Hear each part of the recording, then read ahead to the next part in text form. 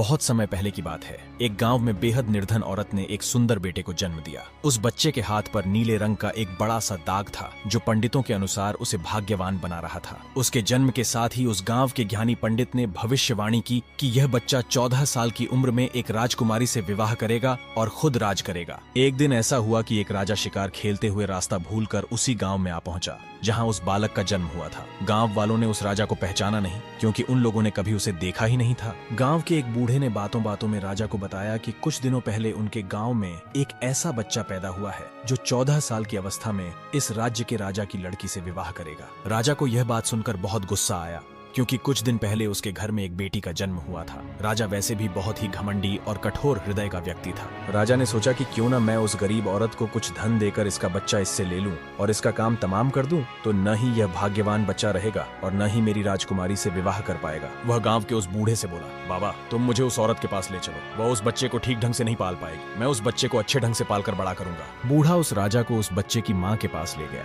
राजा ने उससे अपना बच्चा देने की विनती की और बोला, तुम बहुत गरीब हो, इस बच्चे को कैसे पाल सकोगे? यह बच्चा मुझे दे दो, मैं इसे बहुत अच्छी तरह पालूंगा। वह गरीब औरत उसे अपना बच्चा देने से इनकार करती रही। तब राजा ने उसे बहुत सा धन दिया और बोला, इस धन से तुम अपना पेट पालना और जब यह तुम्हारा भाग्यवान बेटा बड़ा हो जाएगा तो खुद ही तुम्हारे पास आ जाएगा। गरीब माँ ने सोचा, यह बहुत ही भाग्यशाली बच्चा है, इसीलिए यह अमीर आदमी इसे लेने के लिए मेरे घर आ पहुंचा है। शायद यही ईश्वर की इच्छा है। बहुत सोच विचार के बाद उस गरीब औरत ने अपना बच्चा राजा को दे दिया। राजा ने उस बच्चे के लिए एक लकड़ी का संदूक खरीदा और उसे संदूक में डालकर बहते हुए पानी में छोड़ दिया। उसने सोचा कि दम घुटने से बच्चा इस संदूक के अंदर ही मर जाएगा। यह सोचकर राजा मन ही मन बहुत खुश हो रहा था कि उसने अपनी प्यारी सी बेटी को उस अनचाहे पति से बचा लिया। मारने वाले से बचाने वाला बड़ा होता है। यही उस बच्चे के साथ भी हुआ। वह लकड़ी का संदूक बहते बहते एक टूटे हुए पेड़ में जाकर अटक गया। तभी वहाँ पर मौजूद एक निर्धन व्यक्ति ने जब वह लकड़ी का बक्सा देखा तो बहुत खुश हुआ। उसने सोचा कि उस बक्से में जरूर ढेर सारा धन होगा। उसने पानी में घुसकर इस संदूक को बाहर निकाला। जब उसने संदूक को खोला तो देखा कि गंदे से कपड़े पहने एक बच्चा उसमें सो रहा था। उस व्यक्ति ने सोचा कि यह बच्चा मेरे किस काम का,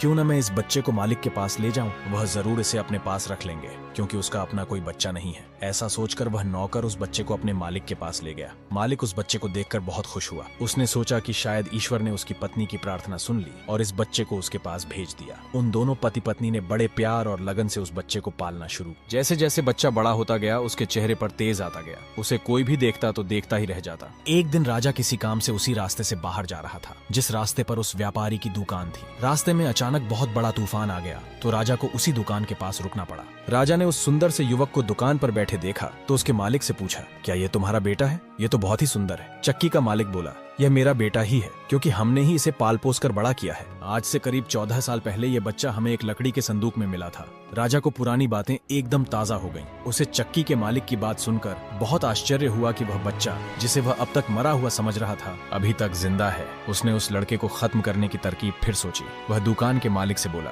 क्या आप इस लड़के को मेरा एक काम करने की आज्ञा दे सकते हैं? मैं रानी के पास एक पत्र भिजवाना चाहता हूँ। यह पत्र बहुत ही जरूरी है। मैं इस काम के लिए इसे सोने के 2 सिक्के दूंगा। लड़के ने फौरन हाँ कर दी और दुकान का मालिक भी उसे भेजने के लिए तैयार हो गया। राजा ने झट से अपनी रानी को एक पत्र लिखा। उसने लिखा, जैसे ही यह लड़का तुम्हारे पास मेरा यह पत्र लेकर पहुंचे, तुम इसे मरवा देना और महल से दूर दफना भी देना। यह सब कुछ मेरे वापस आने से पहले हो जाना चाहिए। इतना लिखने के बाद उसने मुहरबंद पत्र उस लड़के को दे दिया। वह लड़का उस पत्र को लेकर राजमहल की ओर चल दिया। वह आज तक अपने घर से कहीं बहुत दूर नहीं गया था, अतः वह राजमहल का रास्ता नहीं ढूंढ सका और जंगल में ही भटकने लगा। शाम ढल चुकी थी। तभी अंधेरे में उसे दूर से रोशनी आती दिखाई दी।